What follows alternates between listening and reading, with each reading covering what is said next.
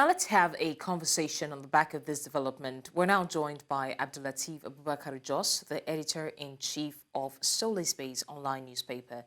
He joins us from Kano in Nigeria. Thank you so much, Abdullateef, for joining us. Thank you very much. My pleasure. Now, Abdullateef, given the starkly different accounts provided by the FCT Police Command and the Islamic Movement of Nigeria, what factors might be contributing to this discrepancy in the narratives? Are there any potential biases or potential motivations that could be influencing these two perspectives? What we need to understand in the first instance is the fact that the Islamic Movement of Nigeria has been proscribed by the government, by the court. And with that scenario, whereby it is now an outlaw organization, it doesn't need to carry out any form of activities out openly, because it's just like when we talk about IPOB. IPOB has been proscribed by the government. I mean, IPOB is a terrorist group, and the court has proscribed them as such.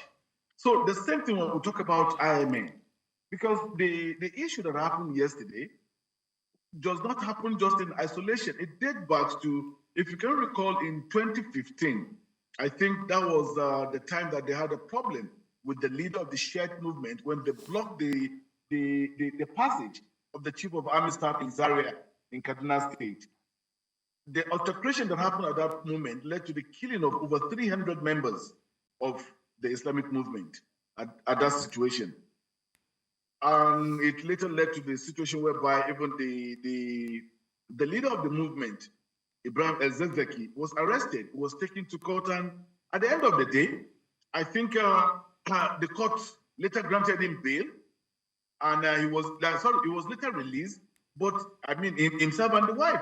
And since then, the organization has been proscribed.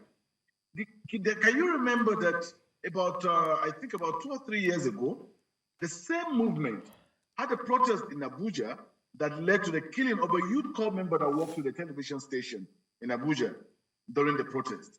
So, during the procession. So when they had this procession yesterday, according to information available to us, according to what we heard, that when they got to a certain position, the policemen around that end told them to stop the movement, the procession, and they refused. And that was what led to the shooting of the tear gas and subsequent carnage that we're now seeing. Although the Islamic Movement of Nigeria, the shared movement, came out and said, no, they were attacked by the police, not that they attacked the police. But how do we come to a situation whereby there was killing of 2 policemen? The pictures were there, the videos were there. There were about 3 policemen were unconscious, and policemen, the police vehicles were destroyed, were set ablaze. Who set them ablaze? Who set them ablaze? Although the IMN claim at the same time that their members were killed. But in the first instance, you are an outlaw organization. It's easy. Why don't they go to court to fight this out, to make it possible for them to have their possession normally like any other religious organization? Although if you go with the section 38 of the Constitution, of the Nigerian 99 Constitution, says that there's the freedom of religion. But the freedom of religion is not in isolation, because this is an organization that we said is already outlawed. So why do you have to go on possession? All right. Okay. So I would also like to find out, what are the underlying factors driving the ongoing conflict between the Shiite group and the Nigerian government? Is it that there are historical or socio-political grievances that have existed before? The Islamic Movement of Nigeria, they have this tradition of having their possession. When they have this procession, they mostly trek. For instance, they trek from Kano to Zaria. Kano to Zaria is almost about 150 kilometers. They mostly do that during the period in which they have occasions. But what we're saying in this situation right now is the fact that the organization has been outlawed. Why don't you go to the court to challenge it? Because an outlaw organization cannot exist. Because what the police are hanging on is the fact that, look, you people, there is a law that says people should not exist. So why don't you go to the court to challenge that?